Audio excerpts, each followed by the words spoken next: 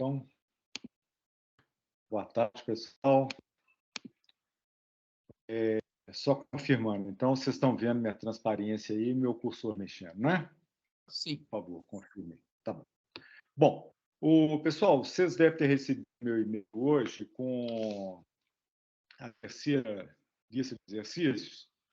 Então, é para vocês entregarem na quinta-feira que vem. Então, nós vamos ter aula hoje e na terça-feira. Então, eu vinha discutindo, até na aula passada, grupo de espaço, mas eu vou mudar de assunto hoje e a questão de grupo de espaço eu vou continuar discutindo na próxima aula, porque eu vou mudar de assunto, porque o que eu vou apresentar aqui hoje, vocês vão precisar para fazer os exercícios que eu mandei a lista. Então, com isso, eu mudei a ordem, tá? Então, hoje, a aula vai ser principalmente sobre a aplicação da teoria de grupo a regras de seleção entre transições entre níveis de energia, num cristal ou numa molécula, tá? E depois vou falar especificamente sobre modos normais de vibração e os modos que são observados e que são ativos, por exemplo, nas espectroscopias de infravermelho e de espalhamento Raman. Então, vamos começar discutindo aqui o oscilador harmônico quântico, né? Então, a gente sabe que se eu pego a equação de Schrödinger e coloco a energia potencial como sendo um potencial harmônico, então a gente vai ter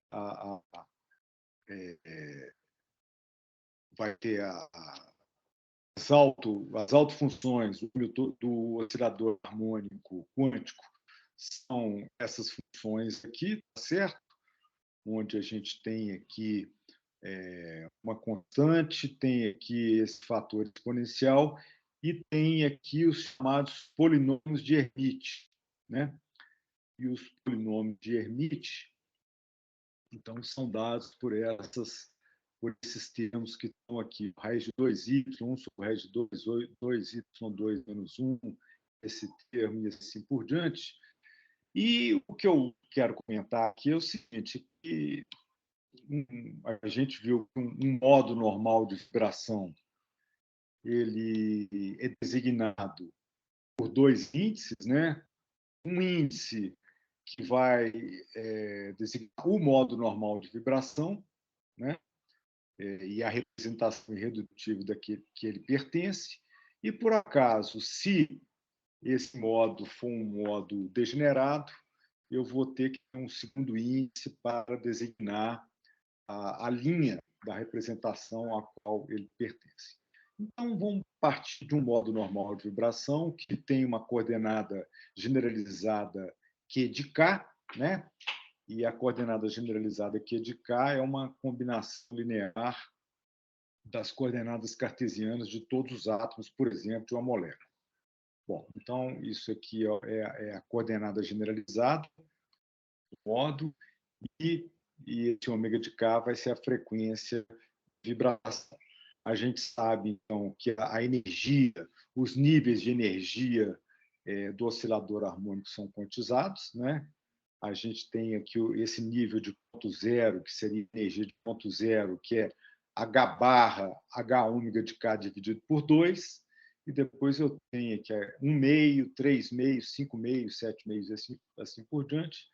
Então, uma das propriedades dos níveis de energia do oscilador harmônico é que eles são igualmente espaçados, e o espaçamento entre eles, que é o quanta de energia, é H barra ômega K, onde ômega K é a frequência do modo normal de vibração. Tá? E reparem que essas, então, são as autofunções, e aqui estão desenhadas as autofunções do nível fundamental, do nível... Isso aqui seria o N igual a 0, N igual a 1, N igual a 2, N igual a 3, N igual a 4, e assim por diante. Tá? Bom, normalmente, os níveis dos modos normais de vibração, é claro que vão depender da frequência normal de vibração, vai depender da massa dos átomos, vai depender da constante de força, ou seja, a constante de mola que representa a interação entre os átomos, né? Mas, em geral, está na região do infravermelho. Pode estar, quando se for, por exemplo, igual a molécula de hidrogênio, que seria a mais leve que existe, são dois átomos de hidrogênio, um vibrando contra o outro, então a frequência está no infravermelho, mas está no infravermelho já próximo, mas se eu tiver átomos pesados, a frequência vai estar no infravermelho distante, mas, em geral, os modos normais de vibração vibram com frequências na faixa do infravermelho, né? Então, transições entre níveis vibracionais ocorrem quando ocorre a absorção de um fóton no infravermelho, vem um fóton no vermelho, ele é absorvido e então o sistema pula de um nível vibracional para outro. Então, quando ele pula de um nível vibracional para outro, é como se tivesse ganho quanta vibracional. Então, aquele fóton ele foi absorvido e, com a energia dele, foi criado um quanta de vibração. Só chamar a atenção para vocês aqui que o Y0 só tem exponencial, o Ψ0 só tem exponencial, o Ψ1, isso aqui a função aqui é uma função de Y, tá? É como se fosse o Y aqui em vez do Q de Cani. Então, aparece raiz de 2y aqui é o y função linear, aqui aparece y2 menos 1, aqui já aparece y3 menos 3y. Então, dá para ver que claramente que as funções 0, 2, 4 e assim por diante são simétricas, né? São simétricas, e as ímpares são antissimétricas. São antissimétricas, como a A1, A3 e assim por diante.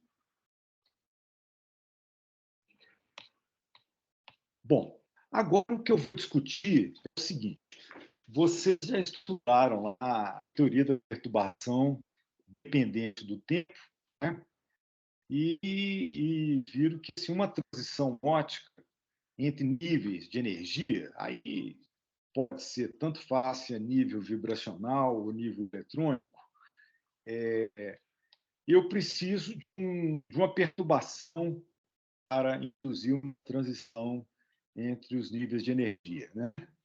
E, normalmente, a perturbação que eu uso é julgar luz no material, é julgar radiação, né? E, nesse caso, quando eu estou julgando luz no material, o que eu estou fazendo é uma interação, digamos, da radiação com o meio material, né?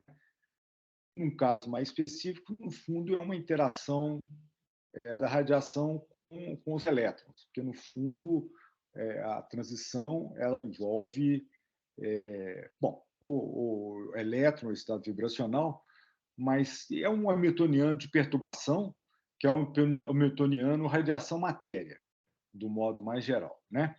E a gente sabe que essa aqui é a chamada regra de ouro de Fermi. O que é a regra de ouro de Fermi? Ele fala que digamos que a probabilidade de ocorrer uma transição entre um nível inicial n e um nível final n' é o elemento de matriz entre os estados iniciais e finais do hamiltoniano de perturbação, mas tendo em conta que esses estados psi de K são os do hamiltoniano não perturbado, por exemplo. Se for o nível vibracional, são aqueles níveis que eu mostrei na transparência anterior. Tá certo? Bom, o que acontece é que, se o elemento de matriz for diferente de zero, então aquela transição é permitida.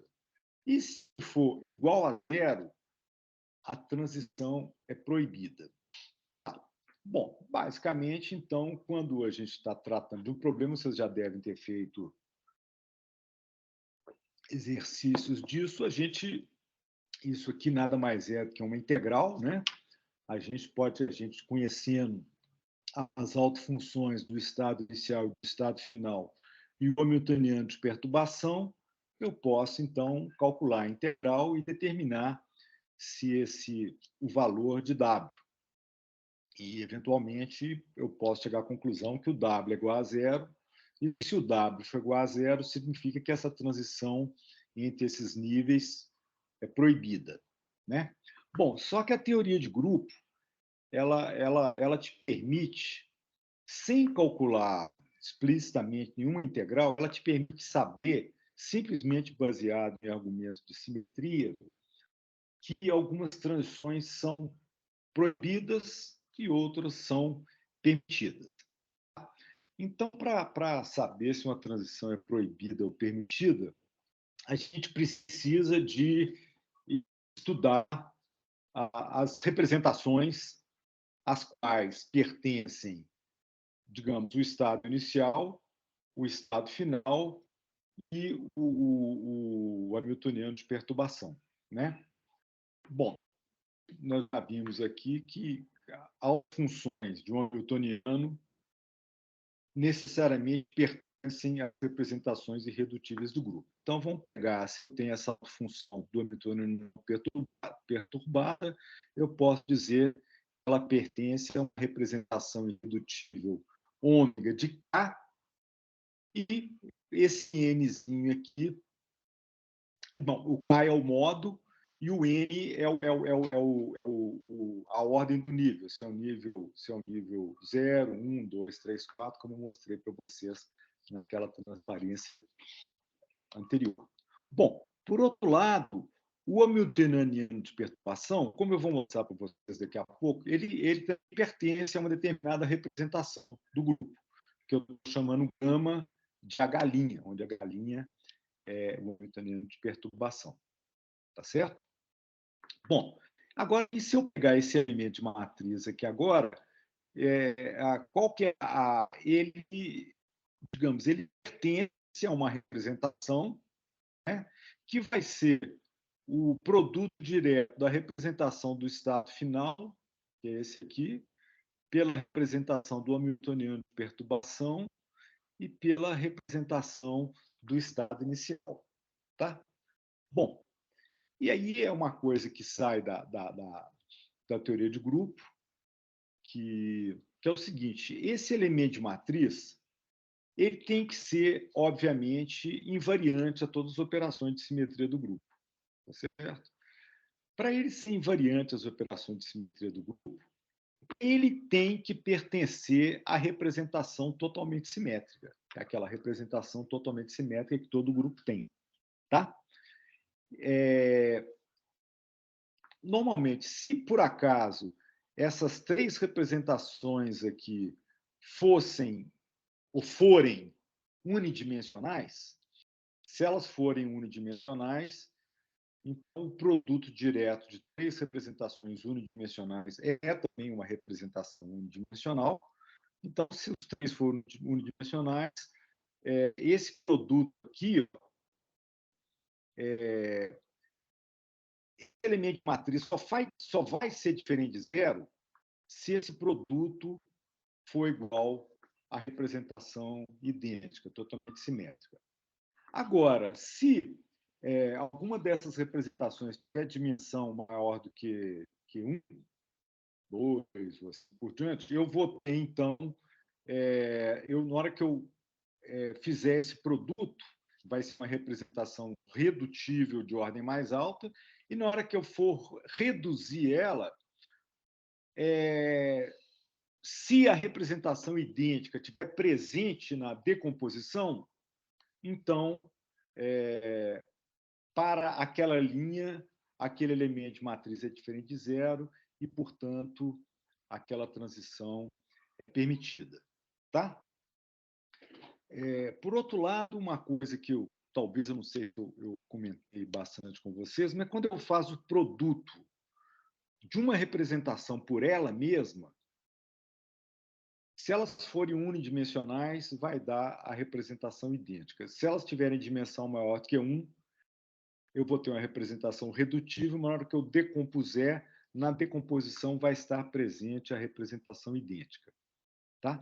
Então, basicamente, eu tenho duas maneiras de falar as regras de seleção para as transições entre níveis de energia e, no caso específico de transições óticas, é o seguinte: se a representação irredutível estiver presente na decomposição do produto direto da representação do estado final pela representação do hamiltoniano de perturbação pela representação do estado inicial, então o elemento de matriz é diferente de zero e aquela transição é possível. Ou então eu posso também, de uma forma idêntica, dizer que a representação KN' tem que estar presente na decomposição de gama galinha, produto direto com gama de K de N. Se ela estiver presente aqui, o produto dela por ela mesma dá o A1 também.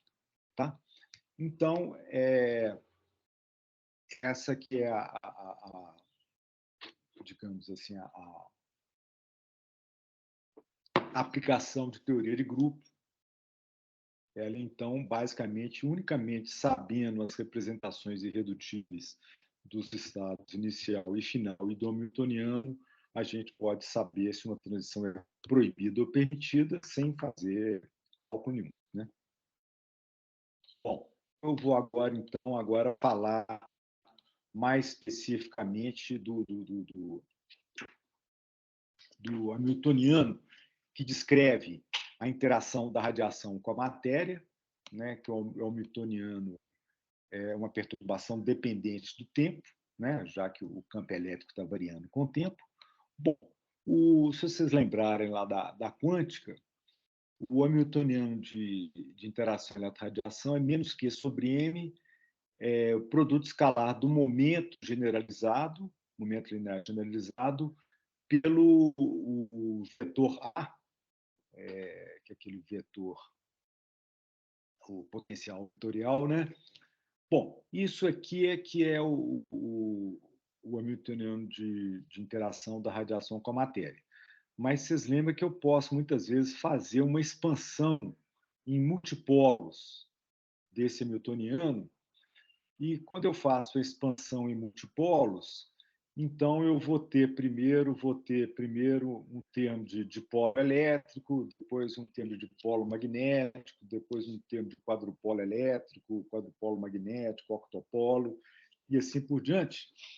Mas, normalmente, quando a gente está falando de transições entre níveis de energia, eu posso parar nessa expansão apenas no primeiro termo, que é o termo do chamado dipolo elétrico. Né? Então, basicamente, é isso aqui.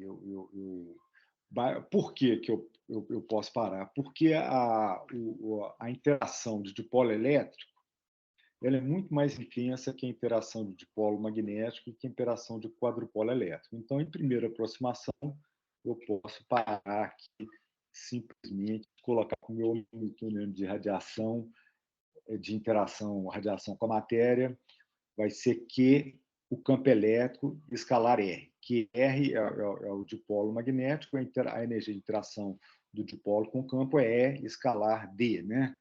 O D é o Q vezes o R.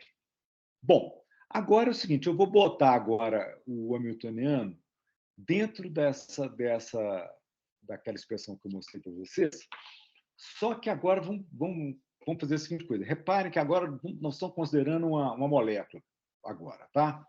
Então, essa molécula, reparem que a função de onda do estado inicial e do estado final é uma função de onda que está localizada na molécula, e já o campo elétrico da luz incidente, ele, digamos, o comprimento de onda dele é muito maior que uma molécula. Então, ele praticamente não varia nas dimensões onde que essa função de onda varia. Então, eu posso simplesmente julgar o campo elétrico para fora dessa integral aqui, ó. Então, a minha probabilidade de transição, no caso aqui, vai ser QE escalar o elemento de matriz do vetor R. Tá? Então, agora fica fácil de ver que, quando eu estou na aproximação de dipolo elétrico, as transições permitidas são aquelas cujo elemento de matriz das componentes de um vetor entre um estado final e um estado entre o estado final e o estado inicial sejam diferentes de zero, onde o R, no caso aqui, vai ser exatamente a direção de polarização da luz, né? Então, basicamente, se eu julgar a luz, se eu julgar a luz polarizada na direção x, y ou z, então, se eu jogar em x, o elemento de matriz que eu vou ter que considerar é o elemento de matriz da função x entre o estado final e o estado inicial, ou a componente y, ou a componente z. Né? Então, basicamente, vocês estão vendo que agora que esse hamiltoniano de eletroradiação pertence àquela mesma representação do vetor, aquela representação vetorial, aquela representação que contém as funções lineares x, y e z. Tá? Então, no caso, então, na aproximação de dipolo elétrico, eu posso considerar que a representação do hamiltoniano de perturbação é a representação dos vetores, que pode ser redutível ou irredutível, dependendo do grupo que eu estiver considerando. Né? Bom, agora, vamos considerar agora a representação irredutível dos estados vibracionais. Tá? Então, tá. Então, voltando, isso aqui eu tenho, então, a minha autofunção, tem aqui uma constante, tem aqui essa exponencial que aparece para todos os modos, e aqui aparecem os polinômios de Hermite. Bom, o que acontece é que a gente pode depois ver a seguinte coisa, que quando eu tenho um polinômio de Hermite par, tá? O polinômio de Hermite par, aí vocês veem que sempre vai aparecer assim, como aparecia lá, ou uma constante, ou y ao quadrado, ou a quarta potência. Então, vocês vão ver que essas funções sempre pertencem à representação irredutível. Toda vez, então, isso aqui é uma propriedade dos polinômios de Hermite. Essa função pertence à representação irredutível idêntica a um G, ou se for outro grupo, dependendo do grupo, ela vai ter nome diferente. Por outro lado, se n for ímpar, os polinômios de Hermite ímpar são aqueles que têm y, y ao cubo, y à quinta potência. Então, a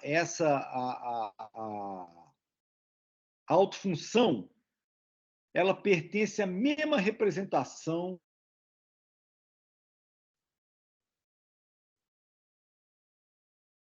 que, tá? Mas dois índices, o K é a representação irredutível e o Ni é a representação da linha, caso a representação for bidimensional. Tá?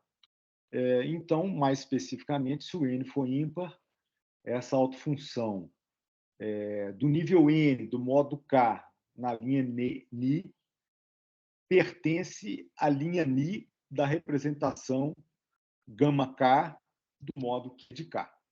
Tá? Bom, então, se eu tiver, então, agora fazendo uma transição entre dois níveis vibracionais, certamente, ou eu vou partir de um A um G e vou para outro de representação gama K, ou eu parto do gama K e vou para um G. Né?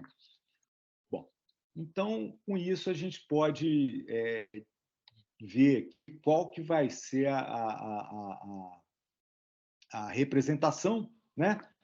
Porque agora, se eu estiver indo daqui para cá, um deles vai ser a representação totalmente simétrica. Digamos que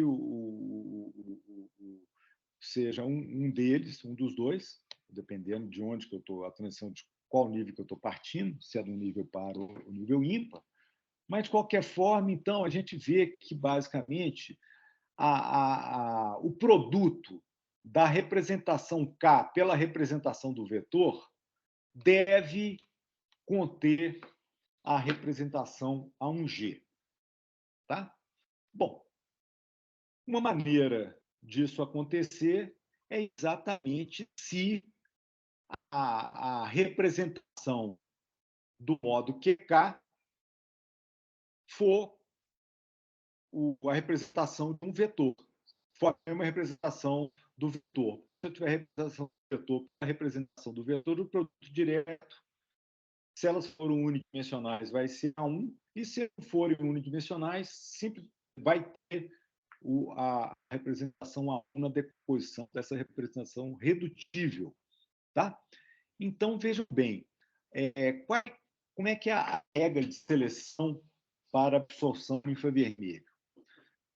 Os modos que absorvem infravermelho são aqueles no qual o QK se transforma como componente de um vetor. Ou seja, são modos nos quais o QK pertence a representações irredutíveis, às quais pertencem também as componentes de vetor x, y, z. Né? Por outro lado, a gente pode ver também que os modos associados às representações que pertencem, que contêm os vetores x, y, z, absorvem a luz polarizada naquela direção, porque isso aqui é a direção do dipolo, né? Então, o dipolo ele vai absorver a luz mais fortemente se a luz estiver polarizada na direção do dipolo, né? Bom, e depois, se o modo for degenerado, por exemplo, quando eu mostrei modos que são degenerados, que um tem que as funções bases desse espaço degenerado é aquele par x e y, então o modo vai ser observado, cada parceiro vai ser observado quando a luz está polarizada na direção da coordenada cartesiana associada àquela determinada linha da representação. Tá? Então, essa que é a regra de seleção. Basicamente, a teoria de grupo ela não te diz o valor desse número. Ele não te diz. Ele só te diz o seguinte: se ele é zero por simetria ou não.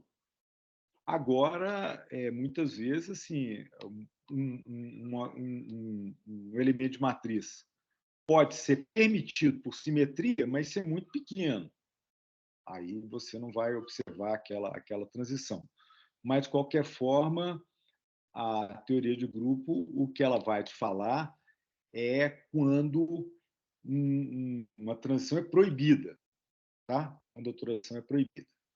Então, em termos gerais, as regras de seleção para absorção no infravermelho são essas. Modos que absorvem infravermelho são os modos que se transformam como as componentes de um vetor, e esses modos que se transformam como as componentes do vetor são chamados modos polares. Tá? São chamados modos polares exatamente porque esses modos eles acabam induzindo um dipolo oscilante, um dipolo elétrico oscilante. Né? Então, uma outra maneira. Para quem você quer enviar uma mensagem? Uma outra maneira de falar que o modo é ativo, ele absorve infravermelho, é falar que é um modo que induz um dipolo oscilante, que é um modo polar.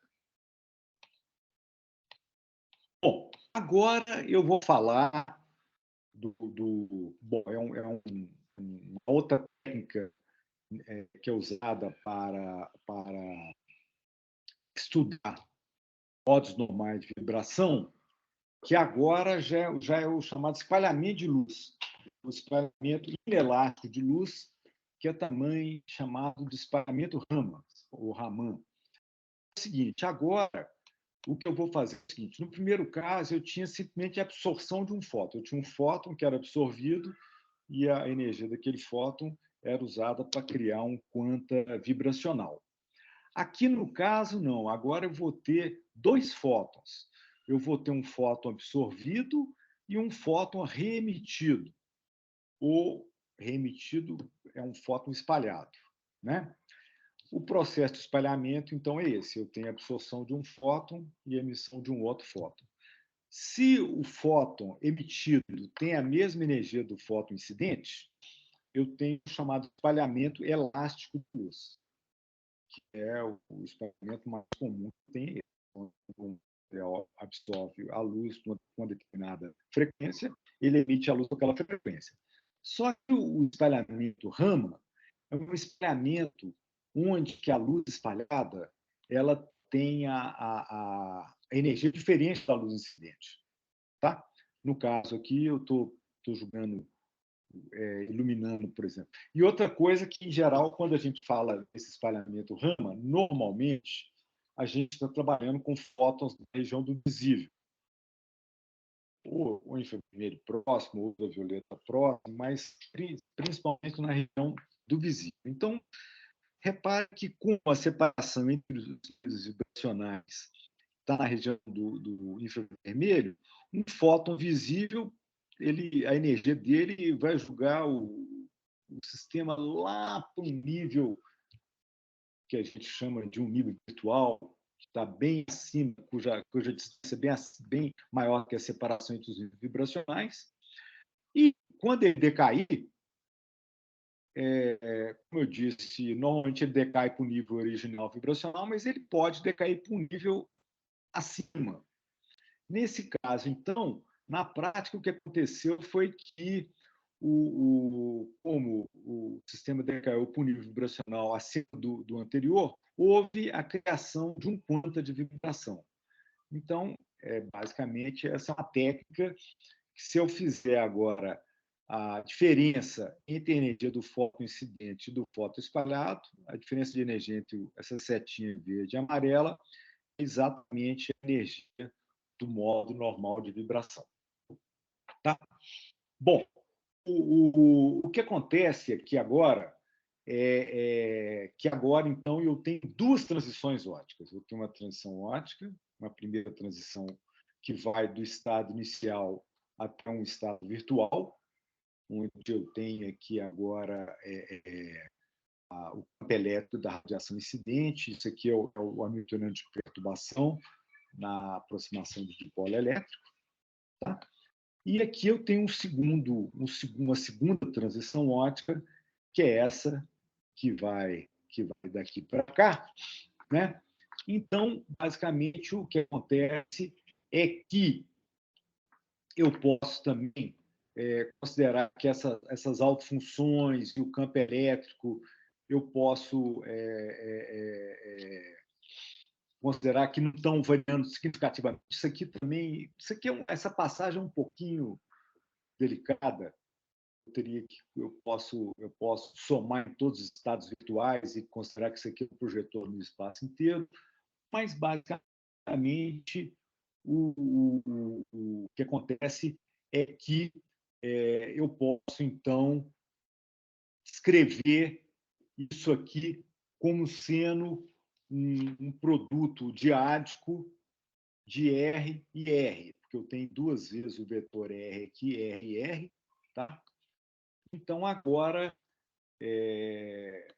para que esse processo seja possível, basicamente, vocês estão vendo que o hamiltoniano agora, o hamiltoniano de perturbação, pode ser considerado, esse aqui é o hamiltoniano de perturbação, mas o elemento de matriz que tem que ser diferente de zero é o elemento de matriz que é associado, então, ao produto RR, né?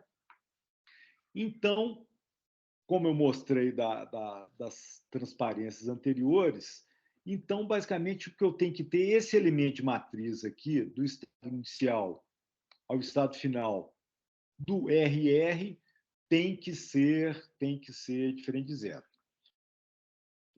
Um desses estados aqui, quando eu estou pulando de um para o outro, um deles tem simetria A1G, o outro tem a simetria do QK, e o produto da representação irredutível do modo K com,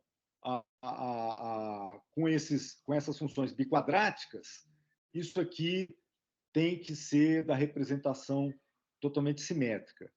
Então, basicamente, a regra de seleção de espalhamento Raman é que os modos que são chamados ativos em Raman são aqueles que se transformam como as componentes de um tensor de segunda ordem.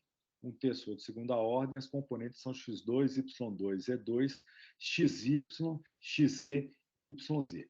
Basicamente, o que isso aqui está dizendo? Está dizendo a seguinte coisa, que agora, quando eu tenho processo de espalhamento de luz, a luz polarizada pode estar numa direção e a luz espalhada pode estar numa outra direção. Então, para eu escrever a luz espalhada em termos da luz incidente, eu tenho que ter um tensor de segunda ordem. O tensor de segunda ordem é aquilo que faz com que o tensor de segunda ordem aplicado a um vetor vai gerar um vetor numa outra direção, né? Então, essa que é a regra de seleção.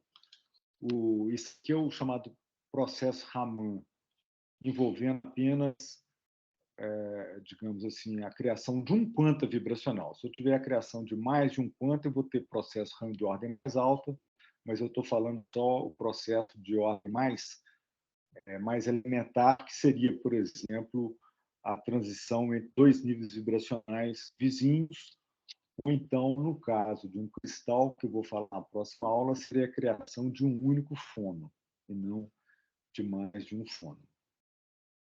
Bom, e também, se o caso de modos degenerados, então vocês lembram que eu mostrei casos onde eu tinha modos degenerados, né? Onde eu tinha um par, por exemplo, x2 menos y2 e xy, né? Então, cada parceiro vai ser observado naquela configuração de espalhamento que corresponde a uma determinada componente desse tensor de segunda ordem. Eu vou dar exemplos aqui, tá? Eu vou dar uma série de exemplos aqui agora. Mas, então, essa é que é a regra de seleção para o espalhamento Raman. Bom, então, agora, vamos pegar aqui, vamos dar o exemplo, vamos pegar aqui o grupo D6, por exemplo. Então, eu tenho aqui a tabela de caracteres do grupo D6, né? Tem lá todas as classes estão aqui estão as representações irredutíveis, 4 representações unidimensionais, 2 bidimensionais, né? E, bom, quais são os modos ativos infravermelho? Os modos ativos infravermelhos são aqueles modos que pertencem às representações irredutíveis que contêm as funções x, y e z. Então, os modos ativos infravermelhos são os modos de simetria A2 e os modos de simetria E1, né? Um modo de simetria A2, como é que eu consigo observar um modo de simetria A2? Eu tenho que jogar a luz polarizada na direção Z. Se eu jogar a luz polarizada na direção Z, então o elemento de matriz do Hamiltoniano de perturbação entre o estado inicial e o estado final vai ser diferente de zero. Então, esse modo ele é ativo em infravermelho. Por outro lado, oi? Eu tenho uma pergunta que é um pouco mais básica, que eu não entendi direito, não lembro se o professor chegou a falar em outras aulas, mas como é que a gente determina quem que é esse Z, esse X, esse Y aí na tabela? Vamos supor que eu não soubesse. Quem que são esses caras?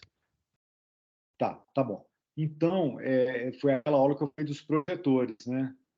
você tem que, inclusive, um dos exercícios que eu coloquei para vocês é isso, é os projetores. Você tem o projetor em cada representação, aí você tem que aplicar o projetor, por exemplo, seria esse grupo P6, você tem que determinar os projetores e aplicar os projetores nas funções, os projetores de cada uma das representações, aplicar nas funções, e aí você chega nessa parte que está do lado esquerdo.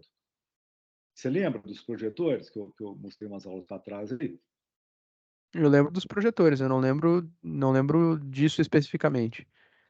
De como. Porque beleza, você pega o projetor, por exemplo, do A1 ali, e aí você Uhum. aplica no quê? Isso que eu não entendi. Bom, você vai ter que fazer o seguinte: a maneira de você fazer isso mesmo, você tem que aplicar. Você pega o A1, aplica em X, Y e Z, o A2, X, Y e Z, o B1 tem que aplicar projetor de todas as representações e todas as funções lineares, por exemplo. Nas Tá? lineares e nas quadráticas, né? Se você quiser fazer isso tudo aí. Nas lineares e nas quadráticas. Exatamente. É. Tá, beleza.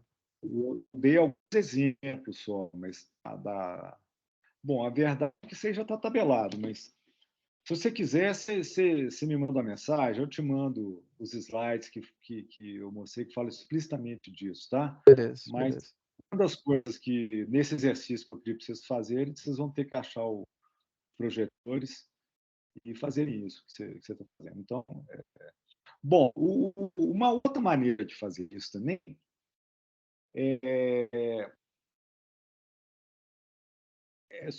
quando é vetor também, você lembra que eu mostrei aquela representação do vetor e a gente consegue decompor a representação. Eu posso achar os caracteres da representação vetorial, tá? E depois decompor nas representações irredutíveis.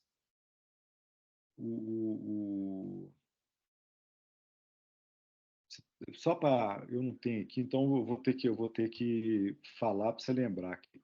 Você lembra que a matriz que transforma um vetor é aquela matriz assim, se eu estiver rodando, por exemplo, de θ em torno do x, é aquela matriz cosseno θ, seno θ, zero, menos seno θ, cosseno θ é zero, zero, zero e 1, por exemplo. Então, isso vai dar 1 mais 2 cosseno θ. Tá? Então, o traço é 1 mais 2 cosseno θ. Então, você tem que... essa é a representação do vetor. Você pode achar os caracteres botando 1 mais 2 cosseno θ, por exemplo, onde os eixos são esses que estão colocados aí, você vai ter uma representação redutível e depois você pode recompor ela nas irredutíveis, tá? Mas a maneira de fazer isso mesmo é aplicando os projetores. Beleza? Beleza. Tá.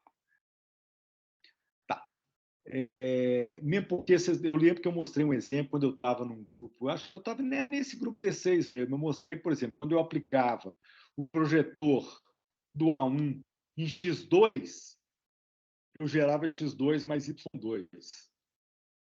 Mas se eu aplicava o projetor do E2 em X2, eu gerava X2 menos Y2. Depois eu posso mostrar isso aí, se você olhar os slides passados, que eu, inclusive, pessoal, já botei no Moodle, tá? Todas as aulas já estão no Moodle, lá você já tem as minhas apresentações, tá? Então é assim que faz.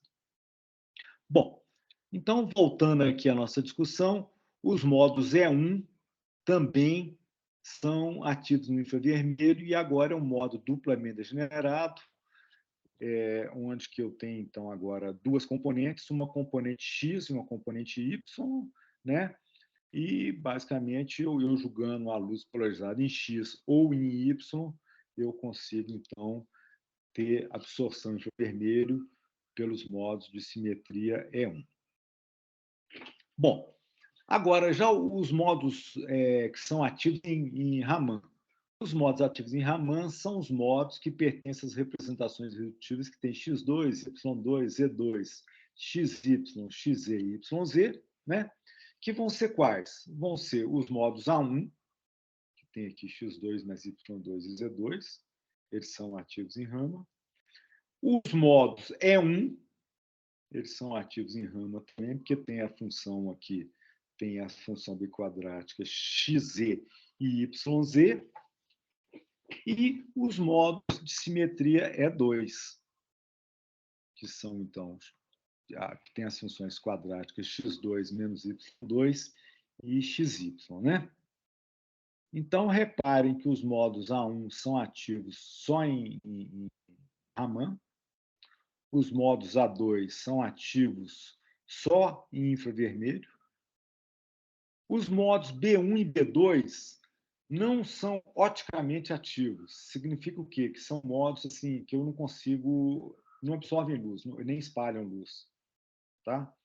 São modos chamados modos silenciosos com relação à luz. Eu posso até observar ele usando outras técnicas, como difração de nêutrons, cujas regras de seleção são diferentes. Mas com a luz eu não consigo medir esses modos, né? Por isso que eles são inativos em Raman infravermelho, são modos silenciosos, que não se manifestam em nenhuma experiência usando uma técnica ótica. Repare que o modo E1, nesse caso, ele é ativo tanto em infravermelho como em Raman, ele é observado nas duas técnicas, e o modo E2, ele é observado só em Raman. Bom, agora o que acontece se eu tiver um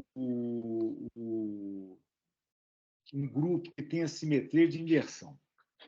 Se eu tenho um grupo que tem a simetria de inversão, o que acontece é que, então, os modos passam a ter as representações irredutíveis e, portanto, os modos, né, passam a ter paridade. Eu vou ter os modos pares, que são esses G, e os modos ímpares, que são os U. E é claro que as funções lineares, que são as componentes do vetor, são funções ímpares. Então, as funções lineares sempre pertencem às representações ímpares, às representações U.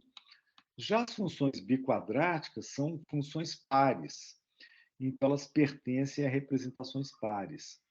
Então, repare que agora os modos ativos infravermelhos são modos ímpares e os modos ativos em Raman são modos pares. Então, no caso, se um cristal tem a simetria de inversão, existe o chamado princípio da exclusão mútua.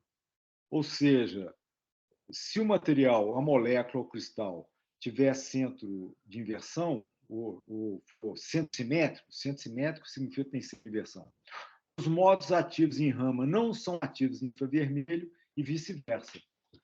Então, muitas vezes, é uma maneira de você ter uma dica se o material tem ou não simetria de inversão, é comparar o espectro Raman com o espectro infravermelho. Se tiver modos que aparecem nos dois, então a probabilidade grande daquele material não ter simetria de inversão. Agora, se não tiver nenhum modo que aparece nos dois, é bem provável que aquela molécula ou cristal tenha uma simetria de inversão, né? Onde é aplicado, então, o princípio da exclusão mútua. Bom, então agora eu vou mostrar, do ponto de vista de absorção de infravermelho, é bastante tranquilo, porque simplesmente eu só tenho absorção de um fóton, eu tenho um material e eu jogo a luz polarizada, a luz infravermelha polarizada em X, Y e Z e vejo a absorção. Mas no caso do espalhamento Raman, eu tenho dois feixes de luz. Eu tenho um feixe de luz incidente, eu jogo aqui uma luz no material, e eu tenho um feixe de luz espalhado. Né? O que acontece é que, num caso mais geral, os modos de vibração são capazes de mudar o estado de polarização da luz incidente. Tá?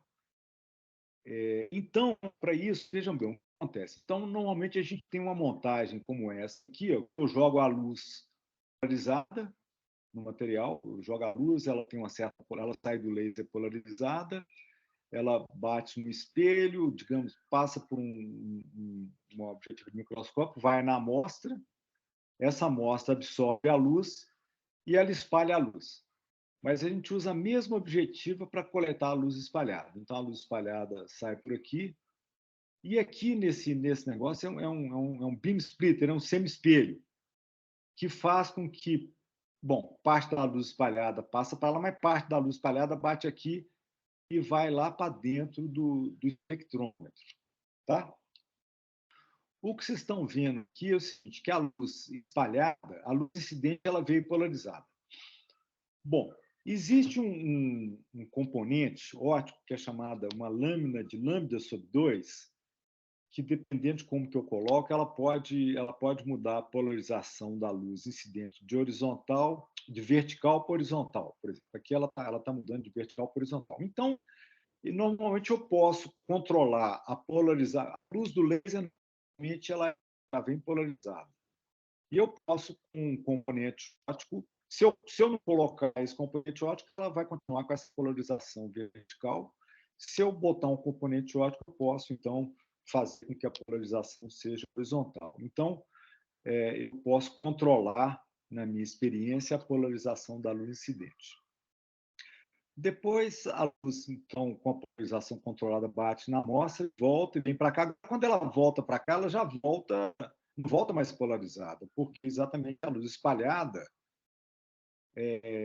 alguns modos normais de vibração, e vocês vão entender daqui a pouco por quê, eles são capazes de mudar o estado de polarização da luz. Então, a luz espalhada, ela vem agora no estado de polarização, ela não vem mais linearmente polarizada, mas eu posso colocar um polarizador aqui, ó, que está escrito como analyzer. Esse polarizador, eu posso colocar esse polarizador para deixar, e aqui é o espectrômetro, onde eu vou então jogar a luz para depois a luz ser decomposta, né, em redes de difração. Mas eu posso, então, controlar o estado de polarização da luz espalhada usando um analisador, que é um polarizador que eu posso deixar passar ou a luz vertical, ou horizontal, ou o que for. Né? Então, normalmente, o que a gente faz, de uma forma, digamos assim, uma primeira experiência, é fazer duas configurações. Uma é que eu vou jogar a luz com a polarização, digamos que seja vertical, essa polarização vertical, vou jogar vertical, e vou depois analisar só a luz que vem com a polarização também vertical, ou seja, eu só vou analisar a luz que tem a polarização, cuja luz espalhada tem a polarização paralela da luz incidente. Então, é como se eu colocasse esse analisador para pegar a sua luz espalhada, que tem o estado de polarização paralela ao incidente. Então, esse é um espectro que eu falo que é um espectro polarizado paralelamente. A luz incidente espalhada tem polarização paralela.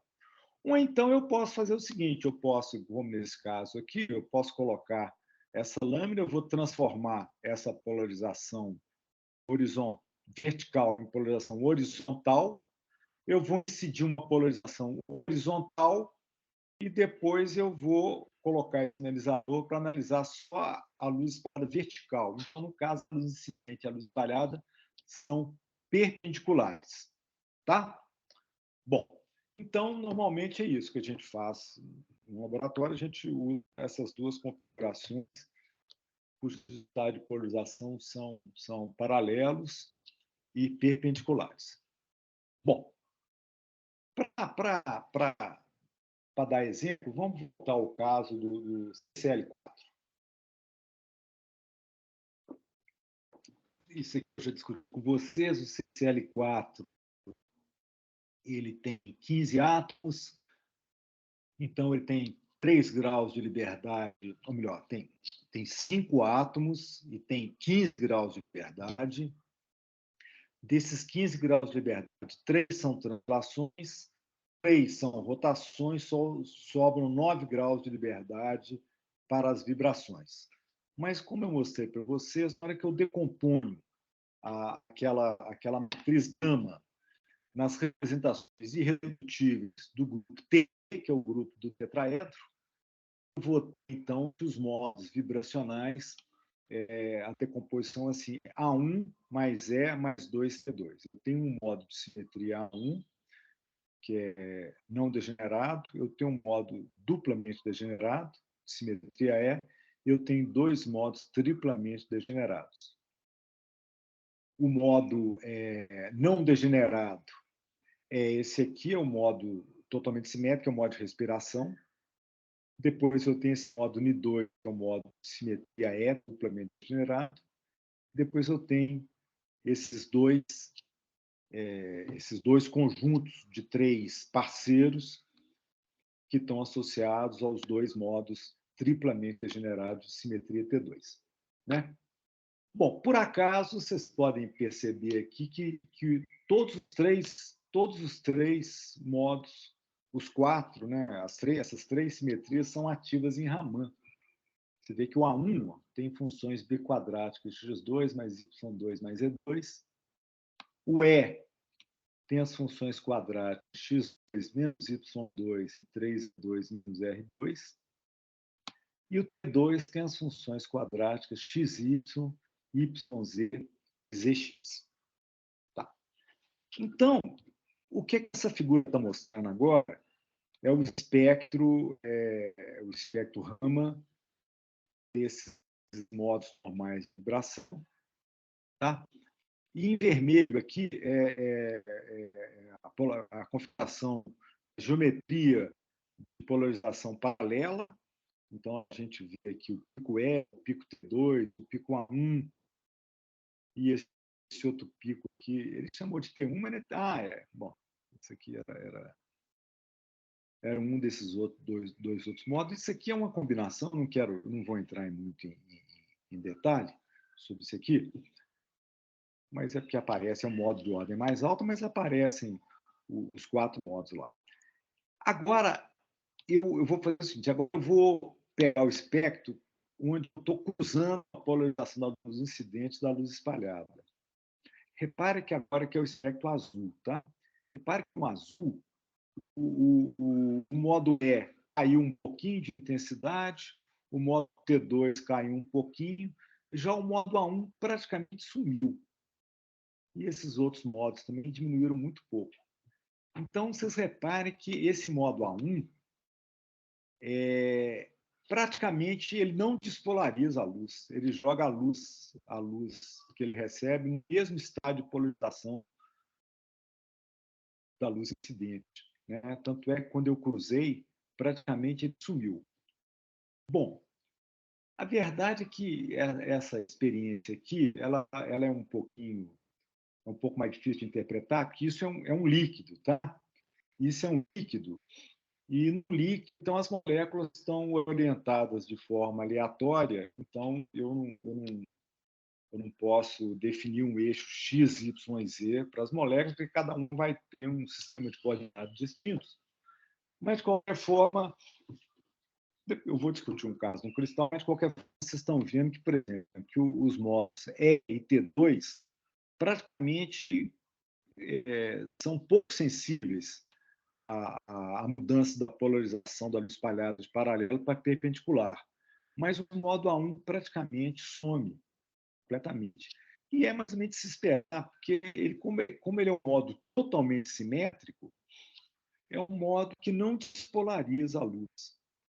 Um modo para despolarizar a luz incidente, ele tem que quebrar a simetria. Ele não pode ter todas as simetrias da molécula. Né?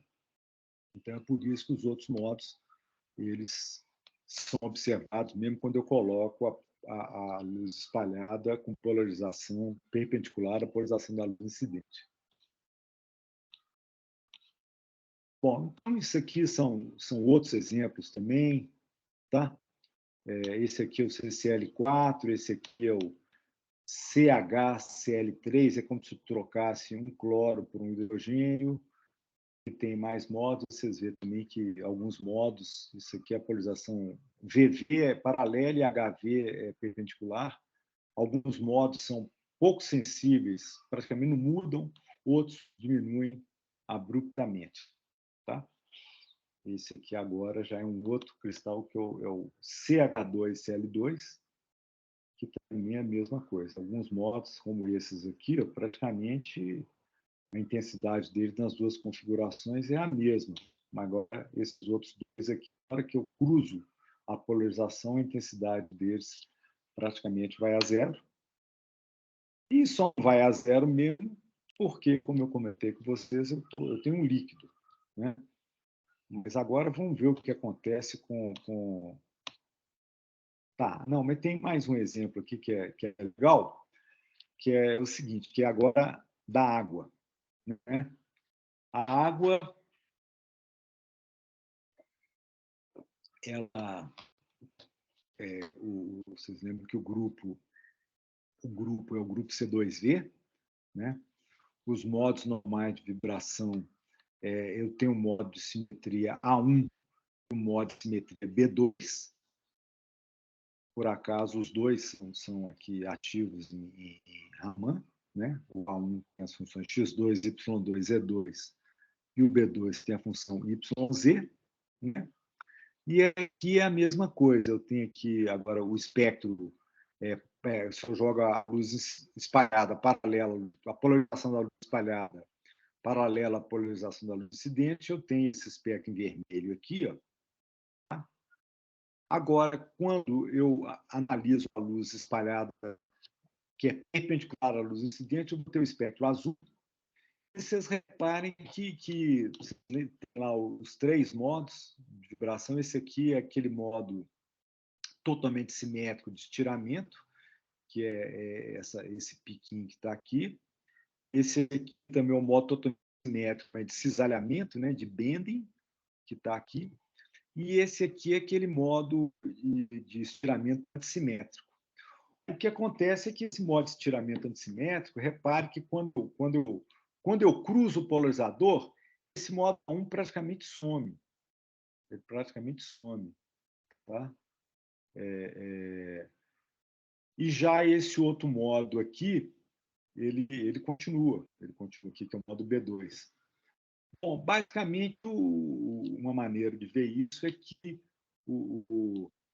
isso aqui daqui a pouco eu vou ser mais explícito, mas isso aqui seria um tensor de susceptibilidade, que eu posso pensar como sendo um elipsoide, e o modo faz com que esse tensor ele vai ser, digamos assim, modulado pelo modo. Ele vai mudar, o cristal está vibrando, então esse tensor vai estar modulando, e essa modulação pode ser tanto aumentando e diminuindo os eixos, como esse aqui, que estou aumentando e diminuindo os eixos, ou então pode ser ele simplesmente vai estar como nesse caso aqui, ó, esse elipsoide vai estar fazendo esse movimento de rotação aí, né? Então, repare que modos como esse aqui são modos que não despolarizam a luz incidente. Agora, modos onde o tensor roda, então são modos que são capazes de despolarizar a luz, por isso eles aparecem quando eu cruzo a polarização da luz espalhada com a polarização da luz incidente. Bom, então agora eu vou ser um pouquinho mais explícito. Como é que agora vamos discutir cristais, tá? Tá bom.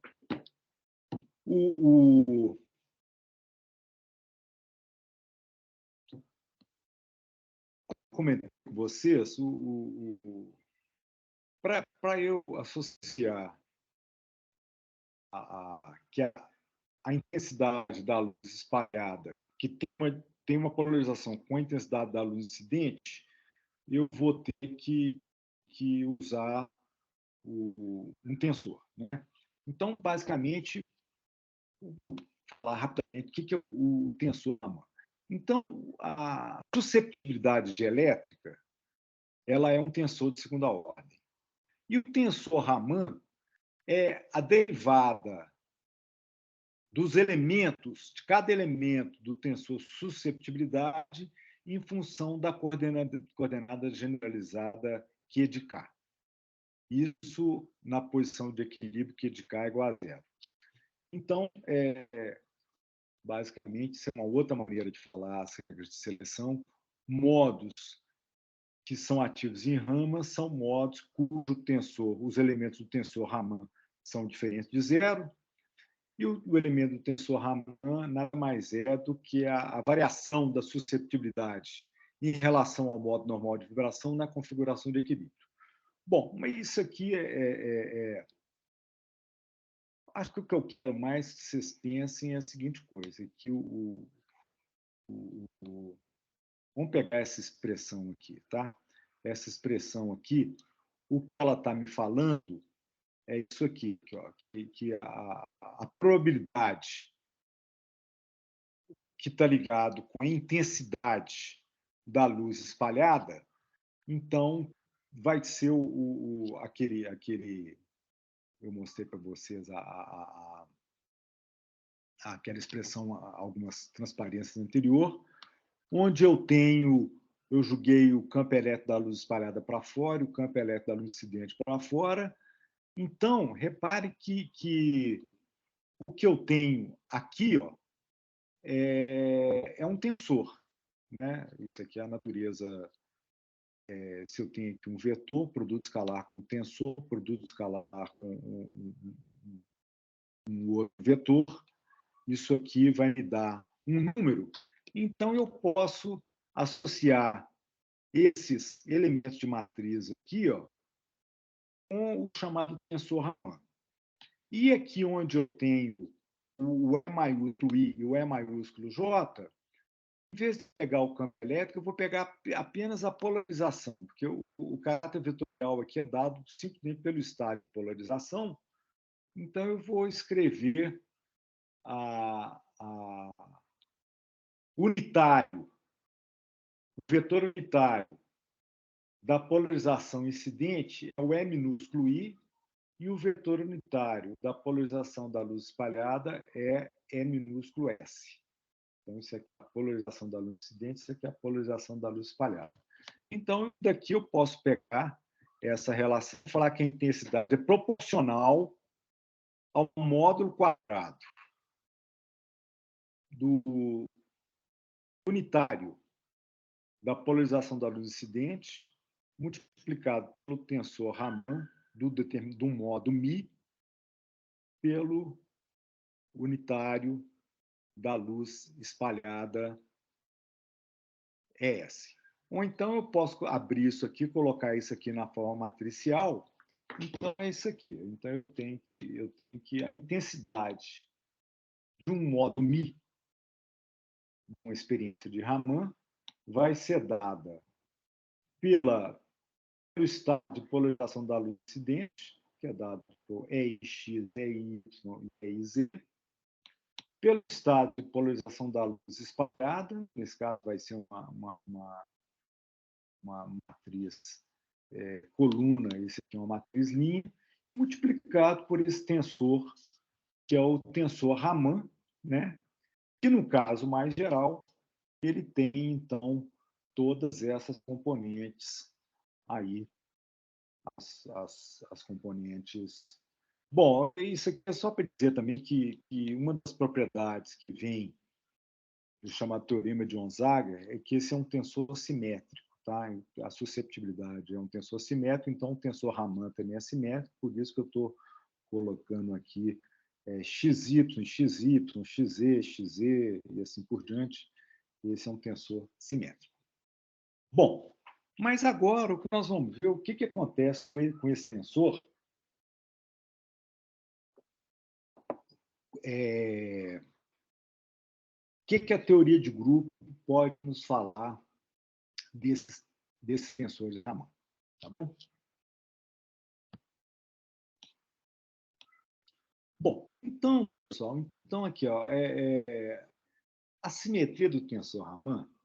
Então, basicamente, o que nós temos que pensar é o seguinte: vamos lá ver o sistema triclínico.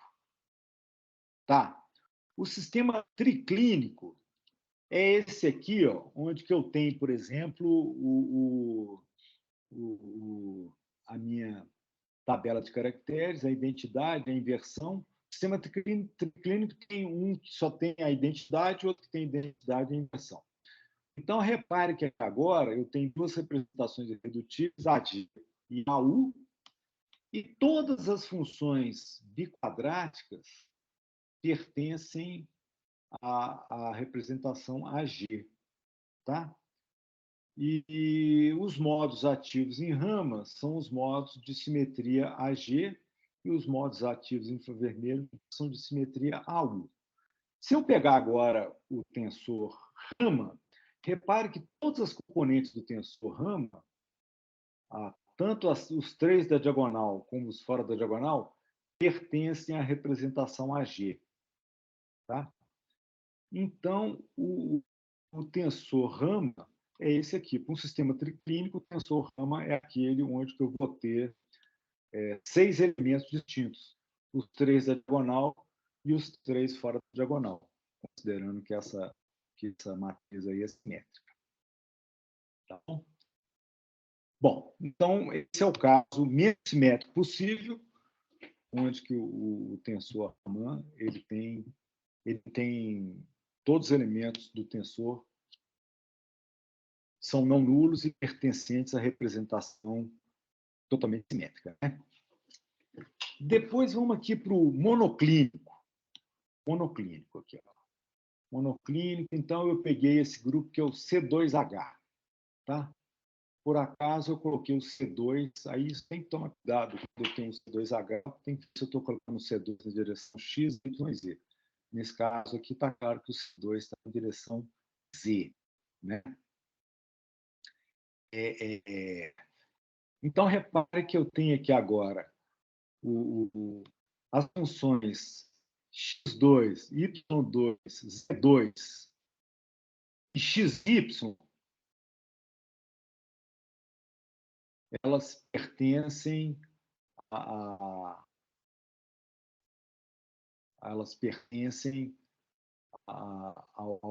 representação AG. O xz e o yz pertencem a BG. Tá. O que acontece é o seguinte, que eu tenho uma contradição agora entre isso que está aqui, isso que está aqui. Agora, no que está aqui, eu tinha colocado como se tivesse aqui, ó,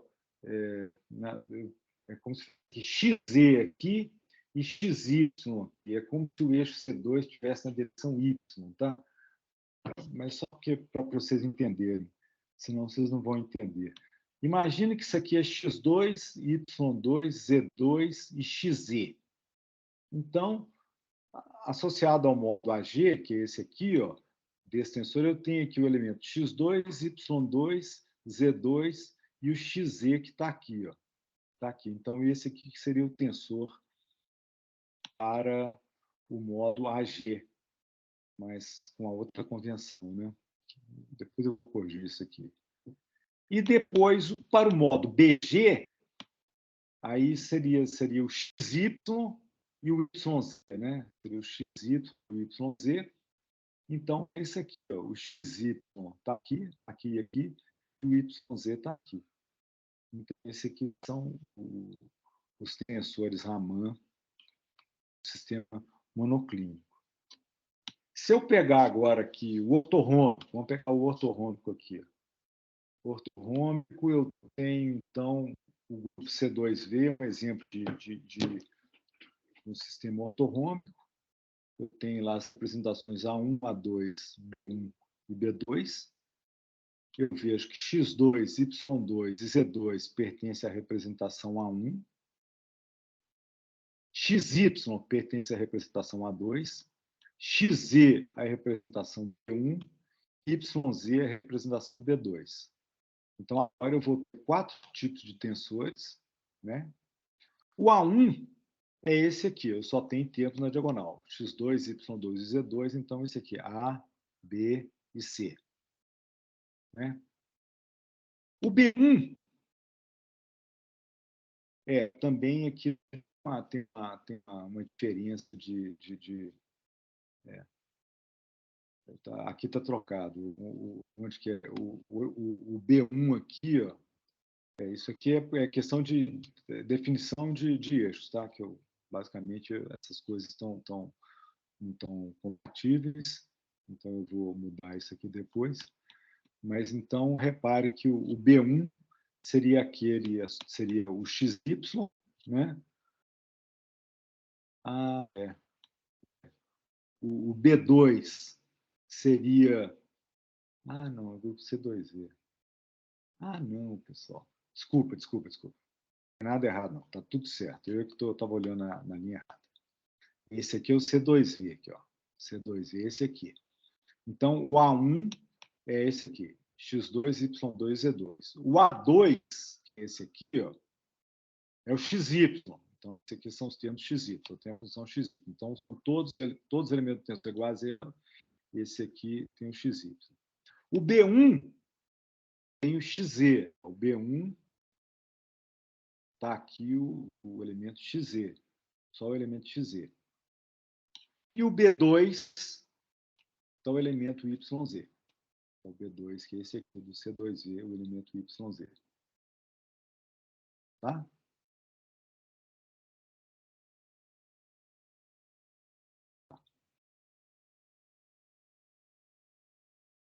Mas, de qualquer forma, nesse caso, realmente tem que consertar. Bom, então, esses aqui são os casos daqueles três sistemas que só tem representação unidimensional, né? Que é a triclínico, monoclínico e ortoclínico. Agora eu vou para, por exemplo, aqueles grupos que têm representações bidimensionais.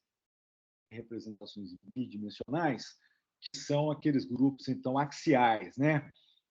Trigonal, tetragonal e hexagonal. E vamos pegar o grupo D6, por exemplo. Então, do grupo D6, eu vejo que os modos ativos em Raman são modos de simetria A1, modo de simetria E1 e modo de simetria E2. Tá? Bom, então agora como é que ficam os tensores Raman? Repare que agora, contrariamente ao caso dos ortorrômbicos, que era assim, aqui era x2, y2, z2, aqui é x2 mais y2 e z2. Então, para o A, eu vou ter o mesmo elemento tensor Raman, xx e yy, que têm o mesmo x2 mais y2. Então, aqui é A e B. Tá? O Z. Já para o modo E1, repare que agora eu preciso ter dois tensores, porque eu tenho um modo e o parceiro dele. Eu tenho um tensor com um modo e outro tensor o parceiro do modo.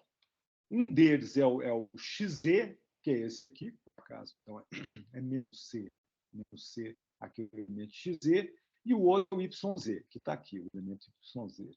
O resto tudo é igual a zero. Né? E, finalmente, para o modo E2 também, que é duplamente degenerado, eu vou ter aqui dois tensores associados, um para cada parceiro. Um vai ser a componente XY, que eu tenho aqui o XY, e o outro que é o x2 menos y2. Então, x2 menos y2, então aqui vai ser um número d, e aqui vai ser menos d, e o resto tudo aqui é igual a zero. Tá? Bom, aí depois eu tenho, por exemplo, para o sistema cúbico, como aquele que eu mostrei para vocês, do CCL4. Então, eu tenho os modos normais de vibração. Então, por exemplo, para o modo A1, eu tenho x2 mais y2 mais e2. Então, x2 mais y2 mais e2. Então, aqui, para o modo A, vai ser A e A. Eu tenho o mesmo coeficiente x, x2, y2 e z2. Tá? A e A. Depois eu pego, por exemplo, vou pegar esse modo aqui, que é o T2, que eu tenho as componentes XZ, YZ e XY. Então, eu tenho um modo triplamente degenerado, eu tenho três tensores Raman, cada um deles para um dos parceiros. E esse aqui, então, esse aqui, eu tenho esses 3 tensores. Bom, e por caso do dos modos, é menos fácil de enxergar, mas eu tenho aqui os tensores para os modos E. Tá? Então, eu vou terminar aqui. Basicamente, o que vocês têm, quem trabalha com espectroscopia Raman, é que isso tudo aí já é tabelado. Esse aqui é um livro do Laudon, é um livro sobre espectroscopia Raman em cristais, onde tem uma tabela dos tensores Raman para aqueles 32 grupos de pontos que são compatíveis com a translação. Então, aqui tem, bom, por acaso, aqui ele não colocou o triclínico, porque o triclínico, todos os elementos são diferentes de zero, mas tem monoclínico, os 3 grupos do sistema monoclínico, depois do sistema ortorrômbico, e eu tenho aqui as representações irredutíveis, e eu tenho aqui os tensores Raman, né? E quando é um modo duplamente degenerado, eu vou ter, digamos assim, 2 tensores associados aos 2 parceiros. O trigonal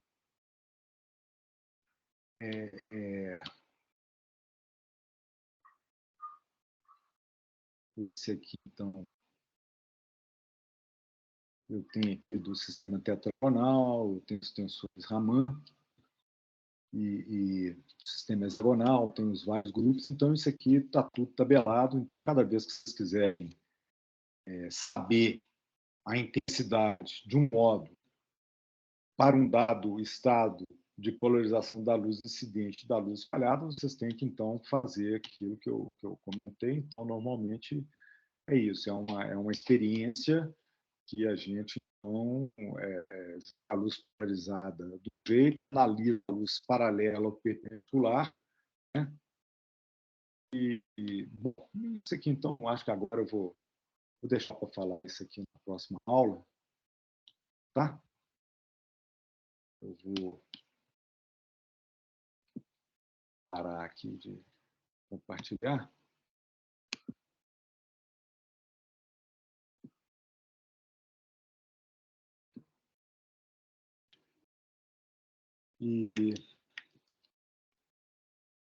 Bom, pessoal, perguntas aí nessa parte? Não, tranquilo. Tá tranquilo? Tá. Então, na próxima aula, eu vou só terminar de falar um pouquinho, vou mostrar um exemplo de aplicação de tensor Raman e vou terminar esse curso, então, discutindo digamos, os caracteres das representações dos grupos de espaço e discutindo também a questão da simetria dos estados eletrônicos dos estados de fônons em cristais, e, para isso, discutir as simetrias nos pontos especiais da zona de Brillouin. Tá certo? Beleza, professor.